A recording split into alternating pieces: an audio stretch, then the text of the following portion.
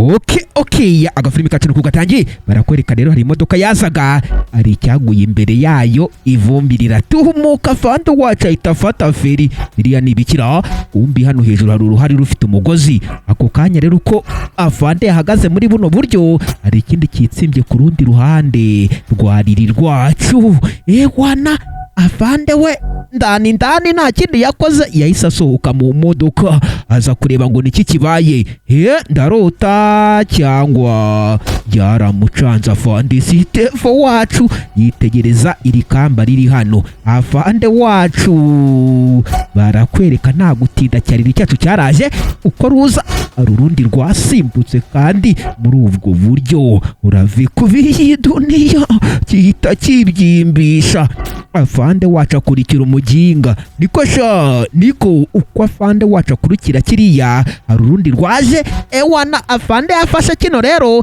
gihita kigagara wana kiva ku bintu rero ugacwa we afande dore ngo biramucanga kumva uko bimucanga ruwinjiye mu modoka ye tayari wana afande atangira gukoma ku makino we bitesha niko uko afande akoma ku maruriya uru rwakubise imodoka ya afande Marishariyeri muri ubwo buryo ruyicanaho afande w'ubwoba bwaramwishe ngahitanye umuntu kumbi imodoka yiri kujyanwa nta kintu yamenye afande Sitefo wacu imodoka ye barayitwaye muri ubwo buryo wana afande wacu rero sasa uko akoma uyu nguyu waguye hasi niko imodoka yiwe bari kuyirengana ngabo rero sasa uru rugeze hano nta gutinda imodoka ruhita ruyizinga fasita nk'abandi bashoferi bose babarara urave kubiyi duniya wana nuko imodoka ya Karenzi afande wacu gukebuka uko akebutse rero kiriya cyaragurutse kita kikarenga afande wacu ari byaho imodoka yari iparitse arayibura afande dore ngo biramucanga afande kwitegereza ahantu hose imodoka ye yarayibuze bagenzi ngabo rero sasa afande gusubira inyuma rero ngo arebe cya kindi kiguye hasi akirebye arakibura ibi ni ibikimuye nabyo afande Sitefo wacu ntabyumva rero sasa wana afande rero yaragarutse muri buno buryo kandi yitonze ntabyumva neza afande wacu rwose imodoka yanjye ko yari iparitse hano isijya he kweri wana ibyo yahuye nabyo si iby'i Rwanda kumbi barakwereka darotere kote hari cyase cyihuta afande we ku rundi ruhande yikoreye amaboko gusa ntabyumva neza afande Sitefo wacu dore ngo kiramurengeraho umufana ibi nibyo bita ngo isi yamwikaragiyeho ukagira ngo hari ikindi kinga mbafashe sha nahita mbaca ku kinyoma kandi bamwemeje wana afande yabuze icyo yakora ndetse n'icyo yareka biramucanga maze arangije atangira gushakisha imodoka ye muri karitsiye basi agafilimi kacu bakise The Claypot gombi ku rundi ruhande barakwereka barara bano bari kunywa agafegi hari icyo babonye witegereza hakurya ari urwo babonye ruza rukitsimba uriya mugingo uri kumubona kumbu uyu nguyu we nubwo buryo rwose ari gukanura basi reka tujye kureba uriya muginga we buretse gato nkwereke ahubwo ngwino tujye hano ku ruhande aba rero bahise baza kwitsimba hano ku ruhande bano banywi b'agafegi uwitwa Muhoza Patrick nande n'agakwerere wacu ngabo rero sasa batangiye kwitegereza umuginga we nuko ari kureba rudomo ruwaca kiramo agakepe kiwe karindi izuba urave kubiyi imyaka bamwita rudomoro kumva uko yikora biriya hari abari kumwitegereza muri buno buryo ngabo ukurikira unareberero sasa kumbi we buretse gatosha uretse tubanze turebe ikijya mbere hariya aba nabo nabarara bari hano ku rundi ruhande barakwereka rero sasa uyu nguyu ko ari hano ategereje sinzi ngo ategereje nde ukurikira unarebe umuginga katazara niko ibi nabyo biri kwitegereza uriya muginga paka tumenye icyamuzanye ako kanya hari imodoka yazaga kumbi bino byarayibonye biritsimba imbega imodoka nziza wugacwa we imodoka yo yaraje niyo ngiyo iki cyarayibonye tebuka mwana wana kita kivayo fasita abarara bacu bari kuyitegereza muri ubwo buryo nabo Muhoza Patrick na Gakwerere imodoka yaraje iraparika we mwana parika mwana wana ako kanya urwavuyemo ni rwariri rwacu wana kora handa kwemeye diru tuyikoze neza umuginga namusize hakurya twamwemeje kabisa, nanjye namusize. Wana kora hana none ndakwemeye kabisa.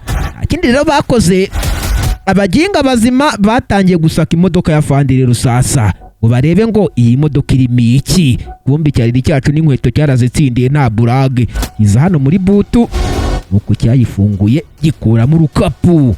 Wana niko mwana, iyi nkweto wayibonye wanjye ni oji sana, nzajya nyivara. Cyatangiye kuyibarira. Mwana zana iyo baga turebe ikirimo sha, ureke iby'inkweto sha, niko sha, ariko sha. Abaginga batangira kureba bitonze ikirimo ndani hehe mu gikapu. Riri wacu we ntarashirwa, aza mu modoka ndani yitonze ukurikira unareba akantu ku kandi. Riri wacu mu gucunga neza hano arimo agatelefone sha. Wana iyi telefone ni oji ndayizi. Okay, birasaka hose kiragaruka cyariri cyacu. Umva mwana ariko nyitegereza hano wanjye, dore mbonye agatelefone. Nanjye dore amafaranga sha, yasanzemo amafaranga menshi muri kano kabage. Wana kumbi bano barara barabibonye. Uwitwa Gakwere wacu akurayo bucura cyangwa pisitori rakabasi. Aba batangira kubara inote babonye rero sasa, aya mafaranga tugiye kuyotsindira. Wana ako kanya nta kindi cyabaye, babarara bo ku rundi ruhande nabo bahise bataka. Kumbi bafite n'imbunda mu ntoki. Ukurikira unarebe rero sasa, nkubwira ngo ukore subscribe. Okay basi, aba bakomeje gusa kuko basaka, hari ababaziye. Ngabo rero sasa Gakorere na Moza Patrick baraje. We amaboko yanyu hejuru sha aho tuyabona. Moza Patrick atangira kubambura ibyo mujye ku ruhande sha, rumwe sha, ariko wana babambuye ibyo bafite bubi na bwiza. Sasa mwabaginga mwe mutaragera aho mujya mwaba cyangwa mbarase sha. Abaginga barirukose babacyuje umunyu rero sasa barakarenga. Wana Moza Patrick nuko yazengurutse araka nta kindi yakoze, yahise aza yitonza ahita ninjira mu kankari muri ubwo buryo. Nta gutinda imodoka bayikubita ikiboko barakarenga. Wana kumbe barakwereka Mukesha wacu hano ku ruhande. Mukesha yari yaje gushopinga gusa ari kuri telefone. Kumbe ibingibi ko biza rero sasa, birebye hano ku ruhande byabonye umukobwa mwiza. Itegereza hariya mwana, iriya ni icyuki ndakurahiye. Urave kubiye imyaka byaramusifuye rero sasa. Niko sisita, itegereza hano wanjye. Kumbi cyamwandikiye ngayira hafi y'Umukesha wacu, nawe yakubonye ko wamukunze. Aha ni wamucika, yahise asatira. Kumbi cyagakorera cyacu nta konji gihita kiva mu kankari muri ubwo buryo. Uno tiwe tuvugana ariko uri na mwiza rata, uzi kuntu uteye neza. Cyatangiye kwimwenyuza. Wana uriya ni mushuti wanjye uri mu modoka. Koko mana uratumbuye kabisa, nakwemeye, ni mwiza nanjye nashimye. Iko cyamuza Patrick cyacu cyavuze. Kuri cyo narebe rero sasa barakwereka rero Gakorere wacu ko ari gutereta. Wana ngiye nawe ni mirere na mirere, niko cyamubeshye cya Gakorere cyacu ni ikibeshye shaho. Umba Fande nawe araho hafi. Wana afande wacu kwazaga yitegereza ku ruhande. Afande yabonye imodoka. Wana nta gutinda afande wacu ahita yataka muri ubwo buryo. Afande wacu araza yitegereza iyi modoka, ariko iyi modoka siyangira. Afande arazenguruka rero wo gacwa we. Umbuka azenguruka cyamuza Patrick cyaramubonye. Afande aragenda arazenguruka neza cyane. Ukurikira unarebe Yamuza Patrick nuko cyo kimwitegereza.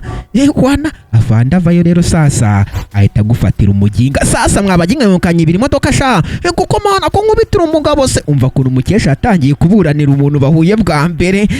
Afande yitegereje ndanabonamo ikindi agiye kugifata kiramucika kihita kikarenga. Mukanyi basha mukanye ibiri modoka kweri yatangiye gukubita ikiginga. Uko agikubita rero mwagacwa Mukesha we byamucanze. Afande yakuye ko ntake mu modoka ye. Aravuga ati reka mujyane nge kuguha ikigwa sha. Bahise bakarenga muri ubwo buryo. Agafilimi kace nako kagera ku musozo. Mbabwira ngo mureke kwiba kuko nta kiza kabyo. Mani bande biri cyoroshye ndabakunda cyane. Caho caho.